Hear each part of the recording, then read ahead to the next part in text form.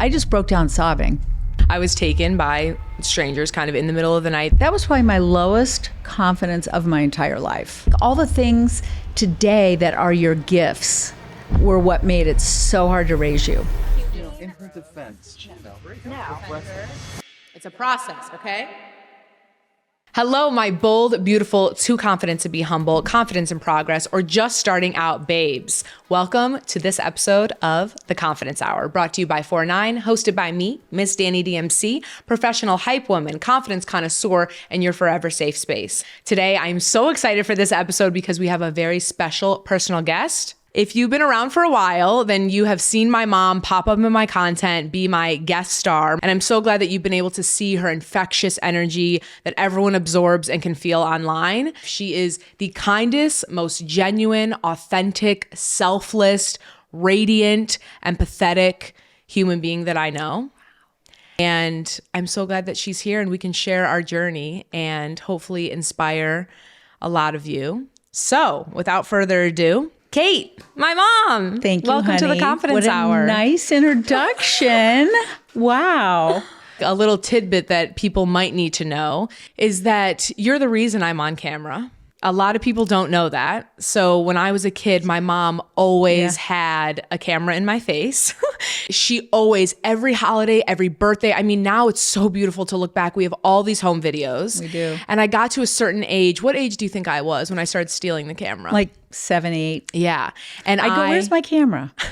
It was always on the kitchen desk. Where's my camera? Well, who would take my camera? Yeah. This girl right here. So you guys, I was a YouTuber back in the early 2000s, okay? Don't get it twisted. So I have to give my mom a huge shout out for that. Okay, so I just want to set this straight, though. You were born to be on camera. It had nothing to do with me. Okay, not nothing. Okay, well, I partially did create you, yes. Yeah. But You birthed me. but I was the vessel that brought you into the world. You were meant to be on camera. Yeah. So one of my favorite things about this podcast is we kind of go through a journey together on the podcast, which is kind of quite similar to our journeys in life of confidence. I want you to tell me a moment when your confidence was sky high. Probably when I was working. You've told me about that a lot. I chose a career that I think it's interesting that I chose a career that kind of fit with my life experience. So I wanted to become a buyer. I had made up my mind in college. I actually had a career in the career office counselor tell me like, okay, a perfect job would be to be a buyer for a store because you would be running your own little business. Whatever category of merchandise you'd be buying, that would be your business. You'd be responsible for the profit and loss. And so I thought, okay, I like the sound of that. That sounds really awesome. It was very stressful. And every day you were up against your numbers from last year.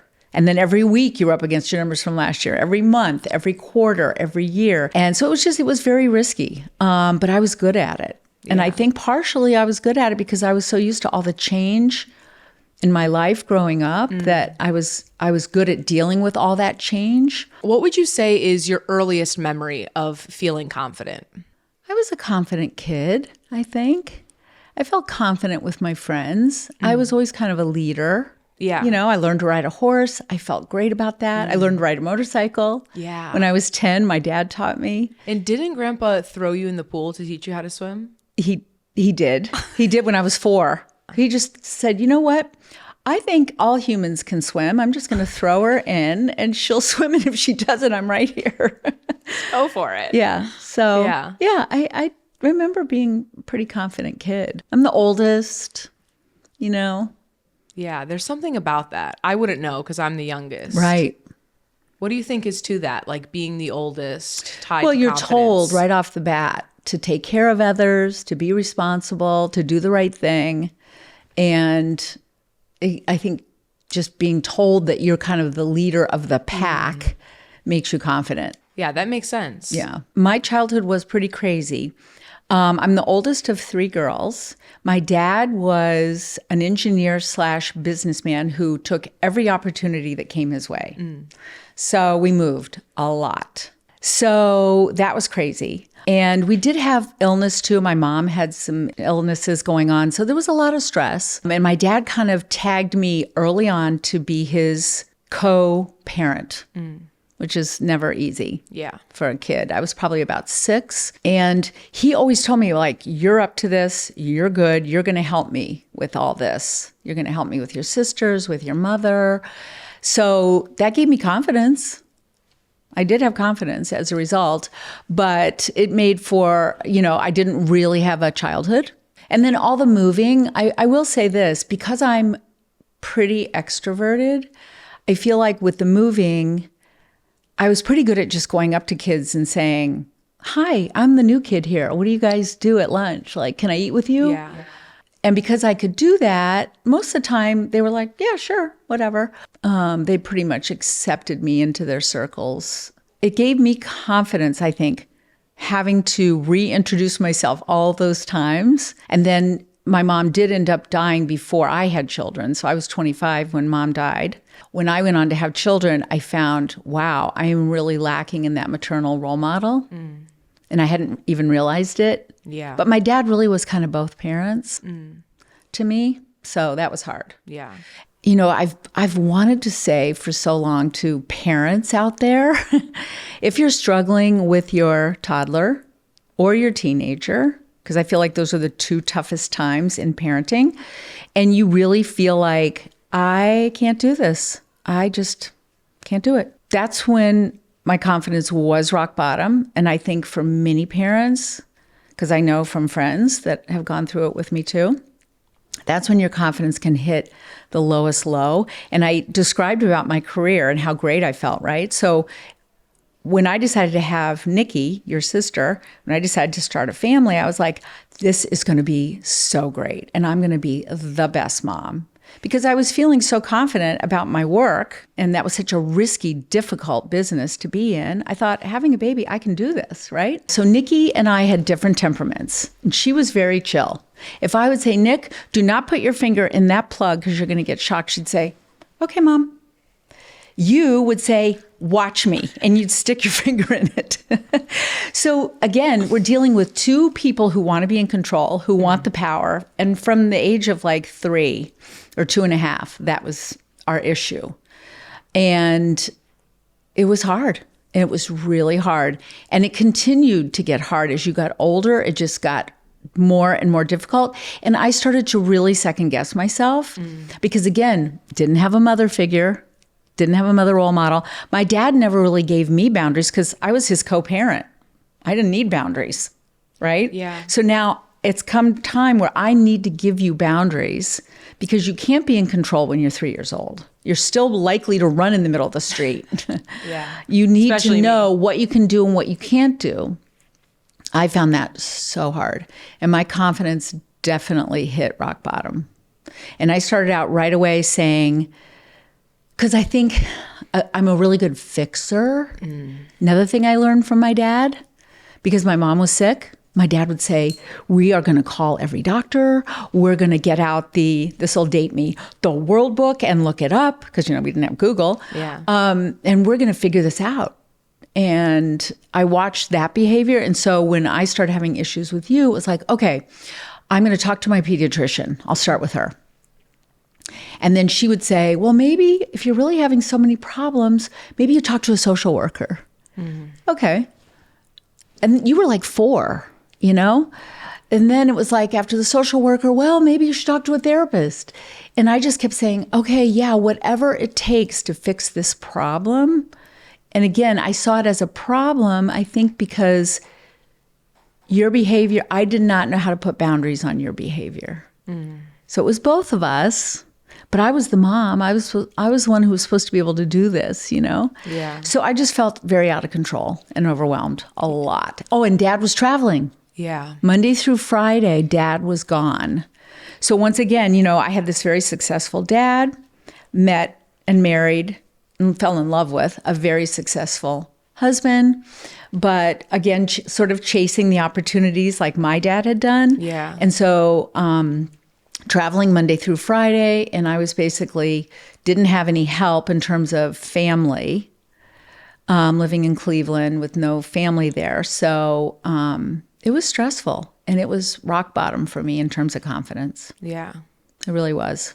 It was really hard. that. And my parenting of you has caused me to really do a lot of soul searching.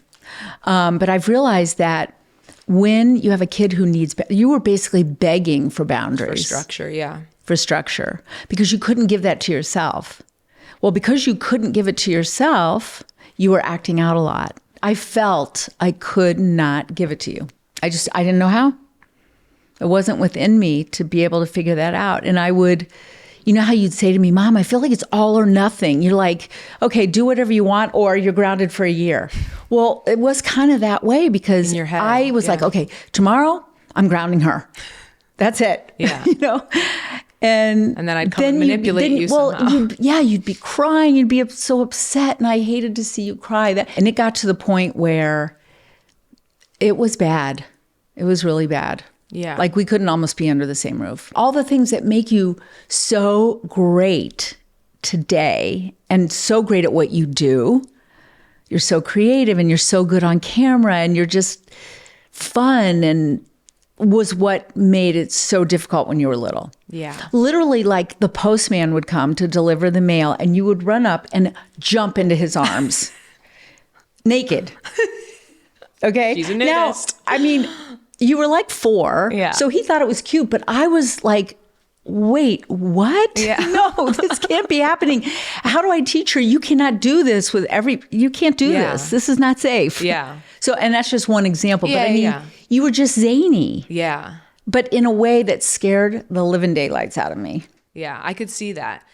Like you said, our relationship got tougher and tougher. Of course, we got into adolescent years, which then were the toughest because you think I had control issues at 3. Yeah. Add 10 years to that. I know. Add bullying to that. Right, Add being which I didn't tormented know at about. school, not being good in school. I could never focus. I hated traditional education. You didn't go to the right school. Yeah, I had some bad teachers as well. I was fed up and definitely didn't appreciate my home life at all. And I did feel like I couldn't be free at school. I couldn't be free at home. I always had to be fixed or monitored or, I was constantly be putting through tests. Does she have ADHD? What's her IQ? That was the illness of the time. Yeah. I will never forget. I went to a doctor one time, wackiest doctor, and he literally had me like walk across a room and like touch my nose and he was like, yeah, you have ADHD.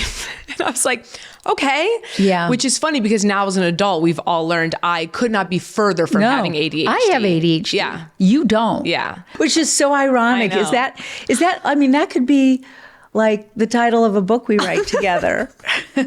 I thought my daughter had ADHD. It really was me. Yeah, exactly.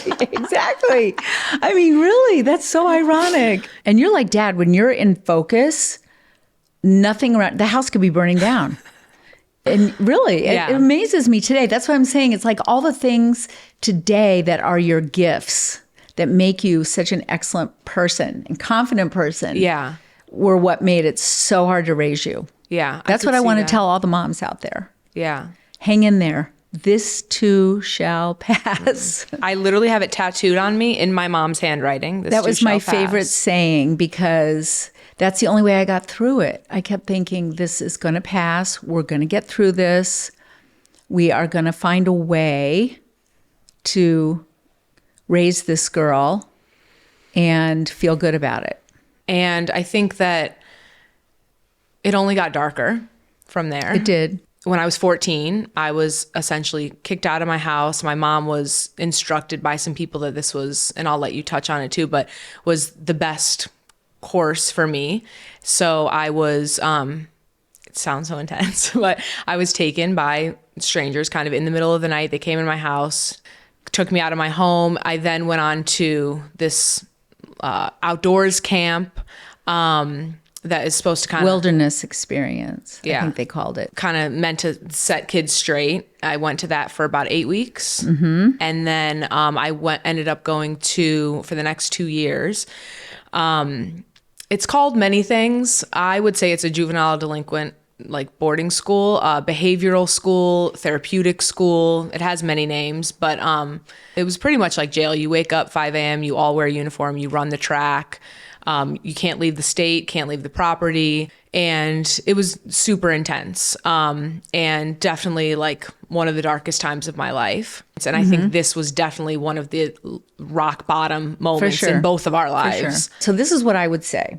basically you started hanging out with kids I was worried. You were hanging out with kids that I thought, oh my God, she is going to get killed. Yeah. I really did, Dan. I mean, I want you to understand. No, I understand. I was in deep south side of Chicago. I was not in good areas, and I definitely was hanging out with people that were right. And I just didn't encouraging know. me to not do the best things. Because I didn't have a parent network. I couldn't call a parent and say, is she safe with these people, with these kids doing this We had stuff? just moved there. And also, your teachers were worried about you too. They did say to me, she's acting out a lot in class. We're worried about her. So they were really looking out for you too. So they suggested that we get you in some therapy, which we did. And then the therapist basically said, she is fine. There's no diagnosis for this girl. She's fine. She needs boundaries.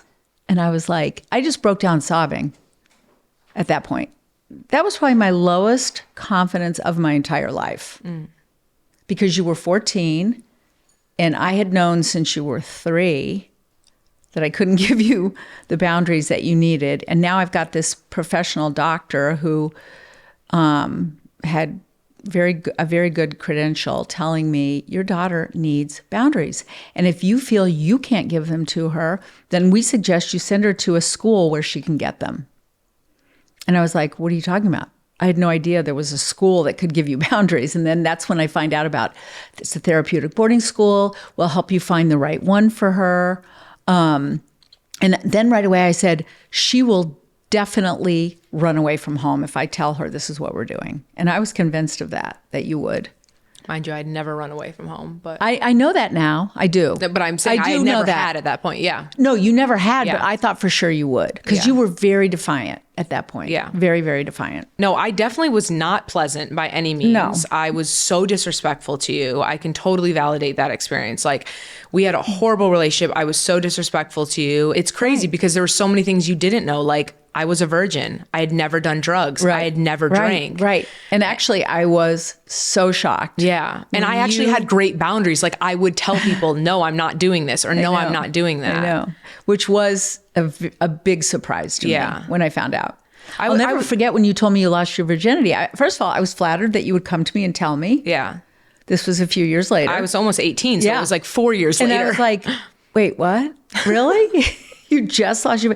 So yeah, that I was convinced. I had convinced, I was telling myself a story based on the evidence that I could see of what was going on with you. And you also had a lot of people in your head. I had a lot of people in my ear. Your ear, a lot of people in my ear telling me, what I should be worried about, what I should be afraid of. Yeah. Now, in retrospect, I wish that I could have just said, Dani, we're going to send you to a boarding school. We think that would be the best thing for you. I know you would have rebelled. There's no way you wouldn't have rebelled. And you probably would have threatened running away. But I think eventually you would have gone. And maybe it wouldn't have had to be the one we chose. But I don't know. I'll never know because that's not what we chose to do. What we chose to do was, again, the advice we were given was, so you can do transport, it's called, where it's actually people who are hired that they go into this line of work, believe it or not, to transport kids that need to be taken out of their home and put into a therapeutic boarding school. And we met with them ahead of time. Dad and I met them, talked with them about how it was going to go. Yeah, about how it was going to go. And we had a whole plan of how it would go. It was really hard. Yeah. So, they came in the middle of the night as planned, got you out of bed, woke you up, got you out of bed, took you to the airport, flew you to Minnesota. And then we flew there that night. Do you remember that? Not at all. You guys have always told me this. When I landed there, I saw you. You were numb. I have no recollection of seeing you at all. We came that night. Well, the therapist who advised us to get the transportation and then to go to that outdoor program and then to go to the boarding school. That whole thing was advised by one group of therapists. And they were very highly regarded at Northwestern University. So, this was not just like anybody. We had crazy to me. I know. We had really researched like who to go to, who to talk to, how to do this. One thing we said is we don't want to just like send her away and then not have any involvement. Like we want a program where we go and we do family therapy because it never happens. You don't have one kid that's acting out in a vacuum. It's always involving the whole family. Yeah. Right? So we knew that. So they said, okay, so first she'll go to this wilderness. We'll take her there, but you'll come that night and you'll see her and you'll basically say your goodbyes then to say, okay, you're going to stay here for 8 weeks. We're saying goodbye. You're staying here for 8 weeks. And then you're going to go to a therapeutic, or I don't know if we decided that right No, then. you didn't. I had no idea. Yeah. So, my confidence was at rock bottom at that point. I had no confidence in myself as a parent. I really thought I had done a terrible job and I felt terrible about it. Yeah. And I was trying to just pick up the pieces as best I could. It's difficult because I want to say to all the parents out there, never do this to your child. Like this is not the answer. These programs should not be open. I pray that the one that I went to gets shut down. This was kind of a similar experience to what Paris Hilton went through, and she has done a lot of advocacy work to get these places shut down. I did not have a good experience there whatsoever. It felt like a very corrupt place. There was a girl across the hall from me detoxing from crystal meth, so she was screaming all night in the middle of the night. There are girls that were sexually assaulted by family members, by neighbors, you name it. Most people had issues with drugs, sexual assault, addiction in some form. A lot of girls were adopted and had just been through really, really rough things, nothing that I could even compare to. But still, none of them belonged there. This was not the space. This is not a healing experience. We've really come to terms with, as hard as it is to talk about, like we've come to terms with, you had an experience, I had an experience. I know from the bottom of my heart that everything you did was because you loved me and because you wanted me to have the best possible life. I don't think you made the best decisions, but I have so much respect and love for you, and you didn't have the resources to make the right decisions. The experience you had of being taken in the middle of the night, going to wilderness, going to boarding school, being bullied before you went away. Those are all things that have also added to your confidence because you've overcome them. Yeah. So, I don't think you should discount that, even though, I know there's times you think, I wish it had never happened. And I say that too. I wish it had never happened. Yeah. But that's what adds to your feeling about yourself. I know. You feel good about yourself because you can see that you've taken yourself far. You've gone through a lot. Yeah. And you've been able to be there for yourself. That's really what it is. It's just so unfortunate, when I talk to young girls, when people reach out to me, the truth is, if you want confidence, you have to experience life. And life is painful. Exactly. I do think that I would not be who I am today without my journey, and our relationship would not be where it is today without our journey and our experiences. We never gave up. We never gave up. We never gave up on each other. We didn't. And we never gave up on being friends. Yeah. Even though, honestly, Dan, it still blows my mind that I'm here doing this with you. I know. I stayed in your apartment last night. I know. And had to worry about keeping it clean enough. There were times, Dan, I just could never have pictured us being at this place now today. If you could go back to when you made that decision now, what's something you would say to yourself? I would say to myself, make sure you're trusting your instincts as well as listening to everybody. Because I was listening to a lot of professionals.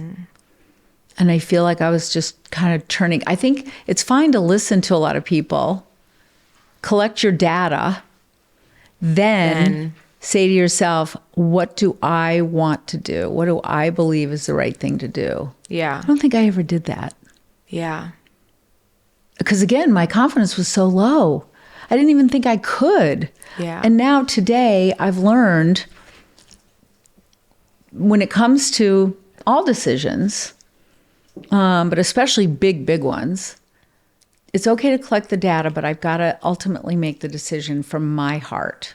It's interesting to think, how did we get to where we are now? And how did we get to this place of trusting one another and gaining our confidence back, being able to instill confidence in one another and healing from that? How do you think we got to that place? So one thing I haven't really talked about today much is this feeling of responsibility that I felt with being a parent. And, you know, being responsible was huge, and being the oldest and taking on all the stuff I've talked about, right? I had to be responsible always. And I was always responsible when I was, you know, a buyer for that bottom line, and I came through every time. Now I was a mom, and I was responsible for a human.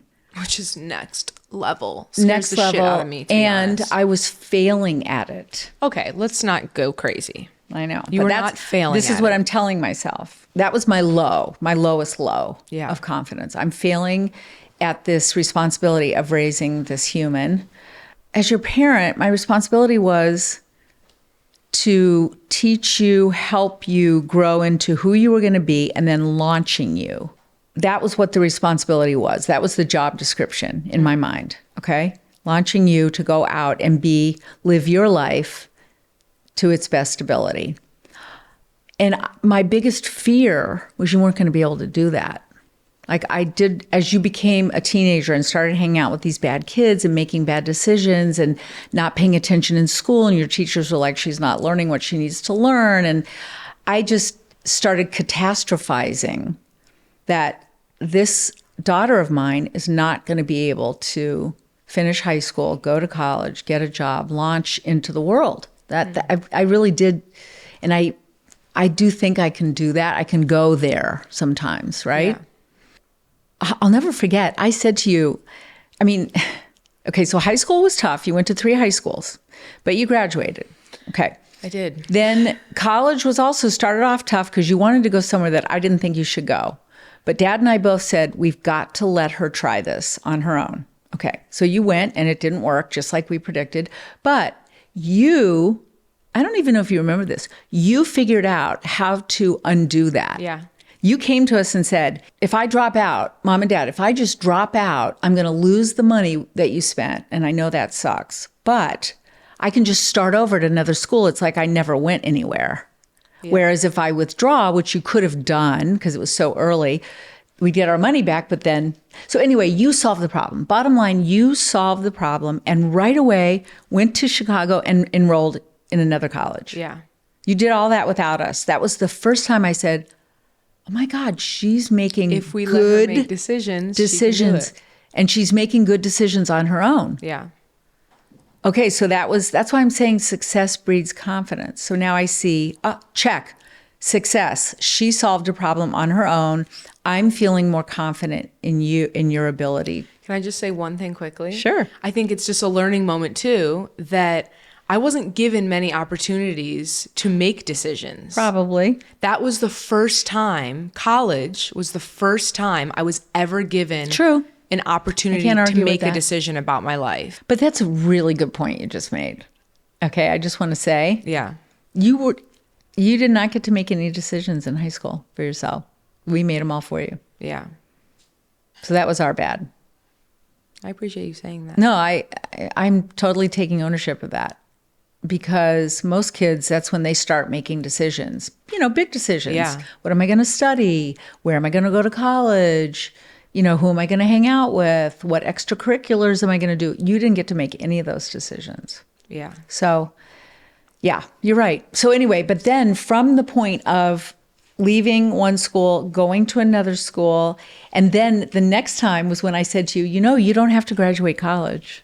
College is not for everyone. Yeah. I could see you doing something entrepreneurial, doesn't necessarily require college. And you said I was to so me, insulted. oh my God, Mom, why would you ever tell me I don't need a college degree? I'm getting a damn degree. Yeah. And you did. I felt like because my sister, having an older sister, you see the path they go on. And I always looked up to my big sister. I always looked up to her like, she's doing life right. She's doing it right. So she was in college. She loved college. And I was like, well, I need to do this. This is a part of my journey. In retrospect, I probably would have had much more earlier success if I didn't go to college and just went right into the creative. But again, you'll never know. And I am where I am because of all the steps that I took. For sure. Yeah. Yeah, for sure. So anyway, I think the long answer to your question is that as I've seen you make decisions for yourself, good, sound decisions, it's made me realize I don't have to worry about her anymore. It's not my responsibility anymore. She is her own person. Yeah. And we as two people have a lot in common. Yeah. We do. We love fashion. We're energetic. We love to travel. We love to do. So we can do those things together, and we've really had fun. So this was a few years ago. You started saying, Mom, I feel so terrible for how I treated you when I was little. I mean, not too many kids in their early 20s say that to their parents if they had a tumultuous Relationship. upbringing, Yeah. right? I mean, it was huge for you to be able to say that to me. I think we've both had to overcome guilt as So well. just those apologies has healed us a lot. And we did do therapy together. We did. We did a session where I found a your really good therapist. Yeah, you found a Yeah. great therapist.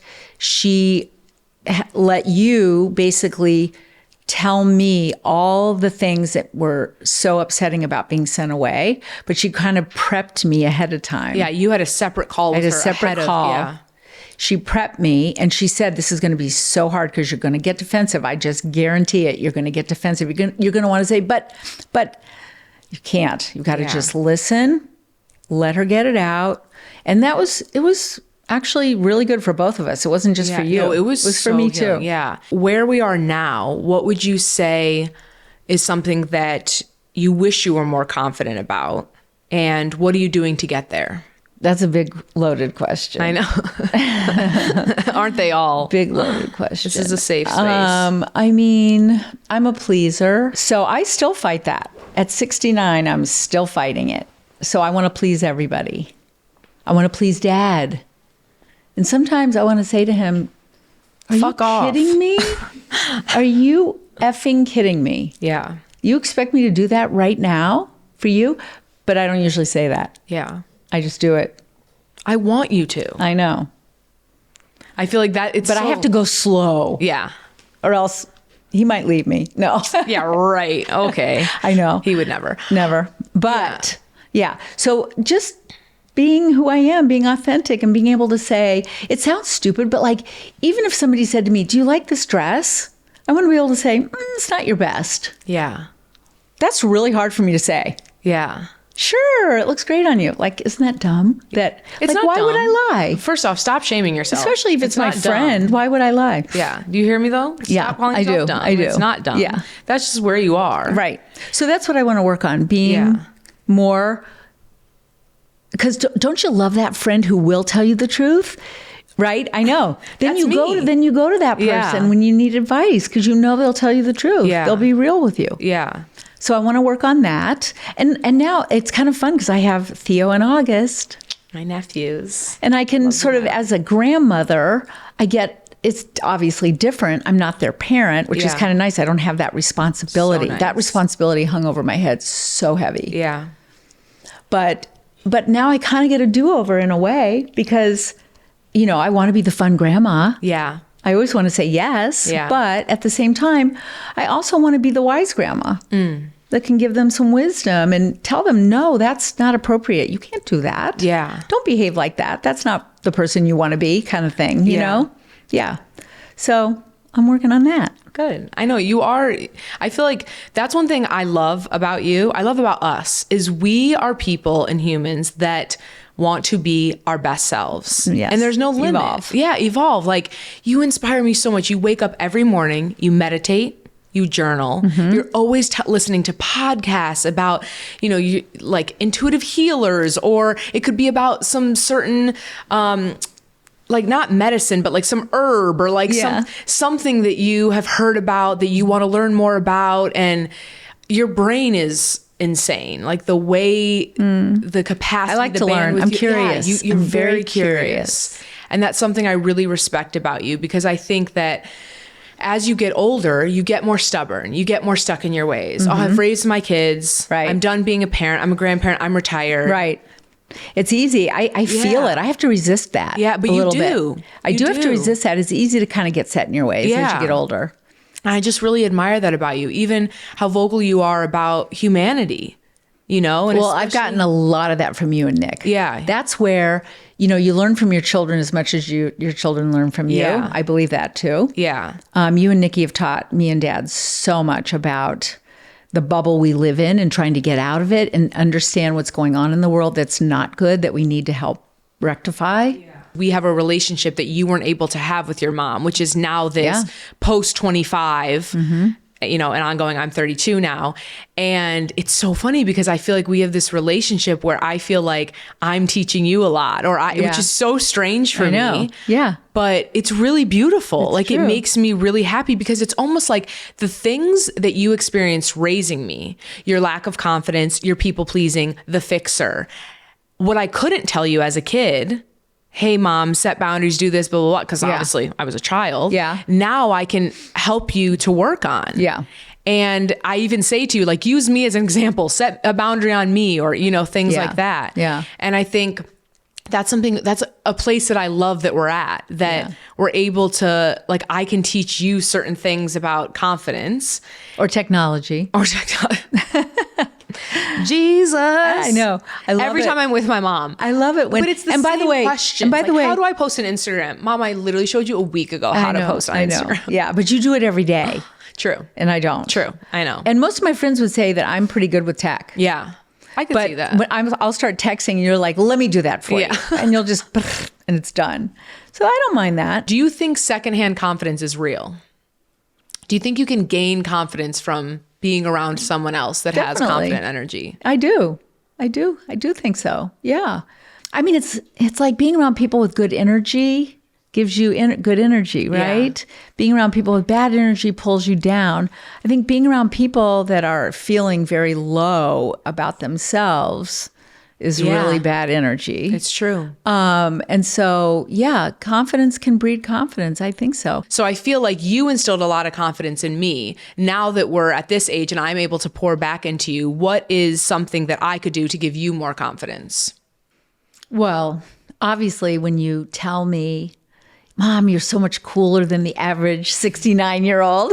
So basically what I do every day. Yeah, that makes me feel good. Does that give me more confidence? Yeah, in a way. Yeah. It does, I mean, obviously everybody likes validation. Yeah. So I think, I don't know, validating positive things that you see. Yeah.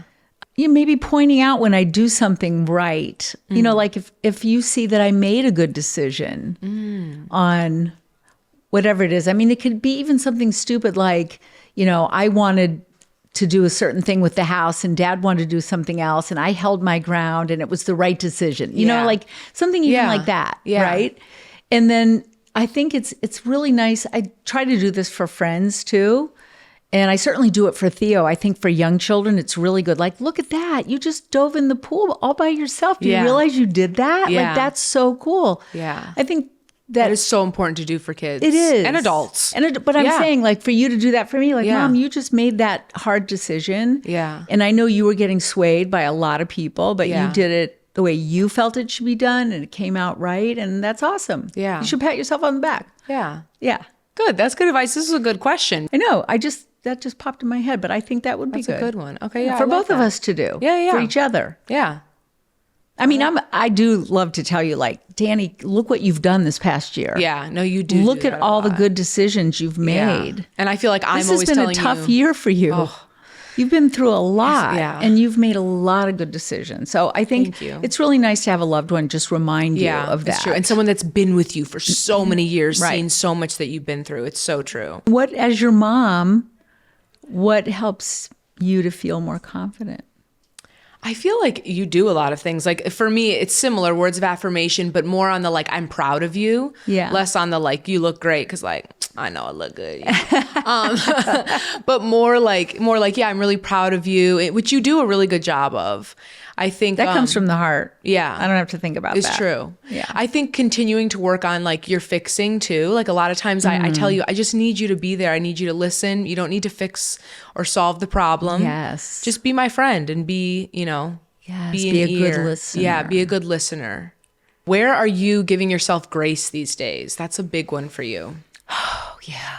Well, in my body image. I mean, I've talked to you a lot about, do I do stuff to my face? Do I not? That's been a big question for me at my age.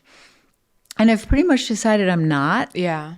Because, I mean, I earned these wrinkles. I've been through this life. Why is it that we want to look 20 years younger than we are? Yeah.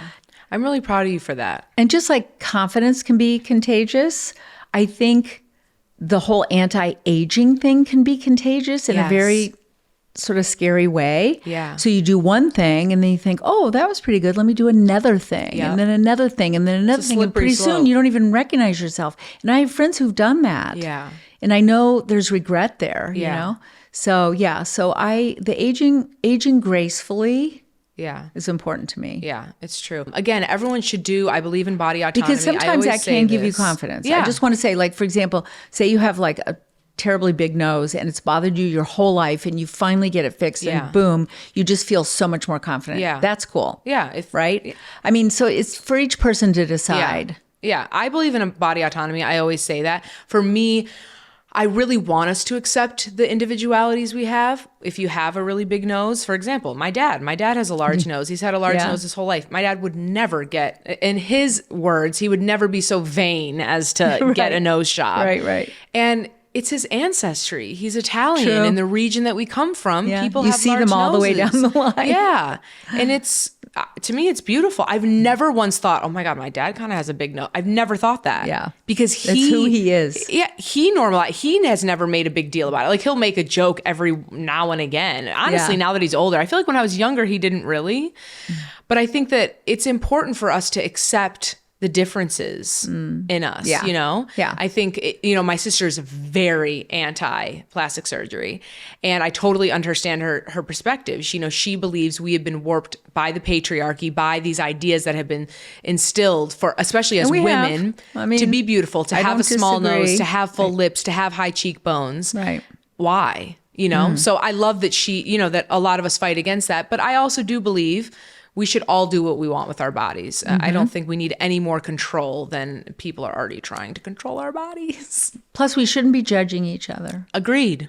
That's where I'm always coming from. It's like, especially on the internet, you guys, oh my gosh, it's just become such a dark place.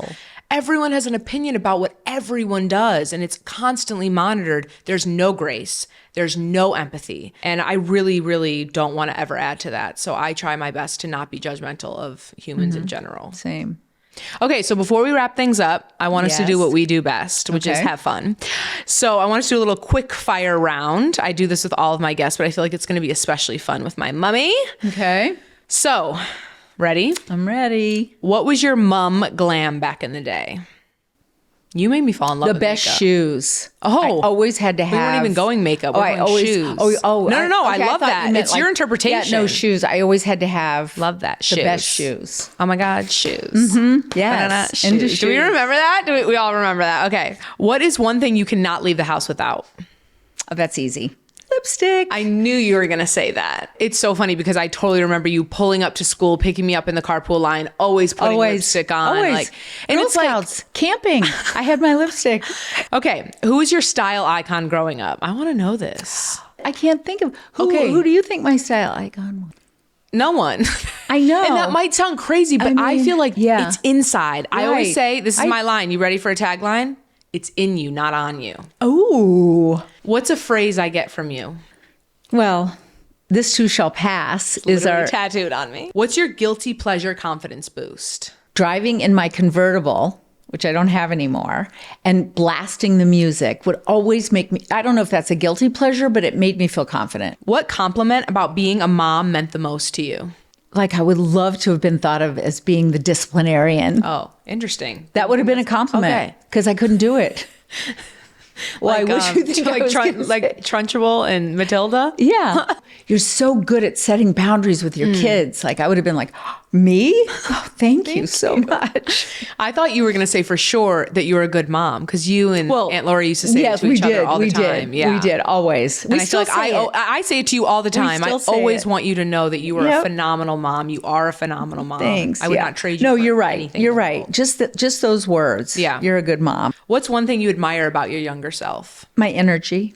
I always had a lot of energy. What's something you learned about confidence after becoming a parent?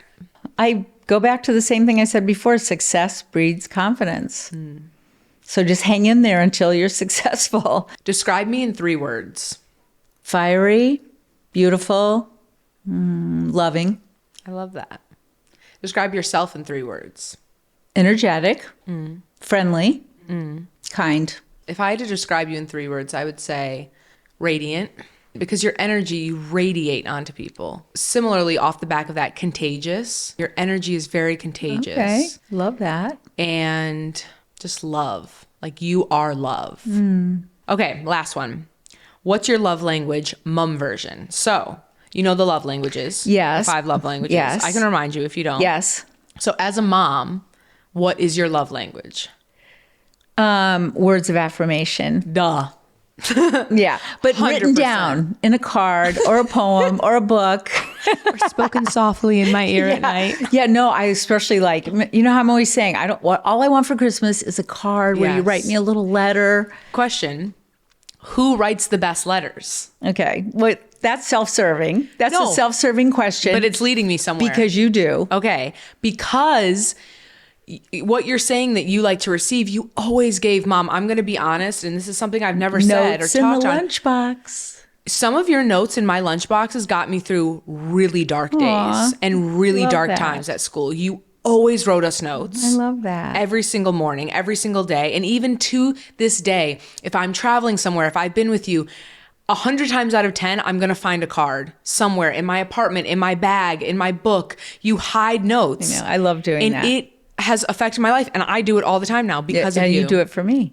Yeah. So Yeah. I really feel like I'm good at writing and expressing love through penmanship because of you. That's another thing I got. And what's from your you. love language? As a daughter? Yeah. Quality time for sure. Yeah. Combination of quality time and then words of affirmation in the form of like, I'm proud of you, which you Yeah. always do, you know, or Yeah. telling me like, I can't believe this is our relationship now. Or What about gifts?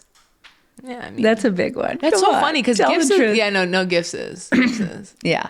I love a gift. We But it's both do. funny. We both do. I only really like gifts from you. Like when I'm dating, I don't know. I mean, gifts are cool. Yeah. But I think because we get each other and like it's the process of us shopping together or like we both get so excited about things like, mom, Right. look at this new bag or mom, look at this. Da, da, da. Right, right. So yeah. And I hate spending my own money. I can be very cheap. So Yeah. A little mom plays- gift never hurts. yeah, a little mom gift I never know. hurts. Yeah. Comes with the role, with the job description. Yeah, for sure. Okay, cool. So before we go, one Yeah. thing we always have to do on the confidence hour is have you write in our confidence book. Okay. So this is not only for you as a memory, but this is for me. This is for our audience. This is for another guest on the podcast. Just a little memento, a little note, a little wisdom that you want to pass on, or something that you see as advice, inspiration, a little mantra, anything that comes to you. So I'm going to Okay. have you do that now. Okay. Okay, thank you so much for doing that. Okay. Now, are you going to share it with us? I am. Okay. So I address this to all moms, Oh, I love that. okay?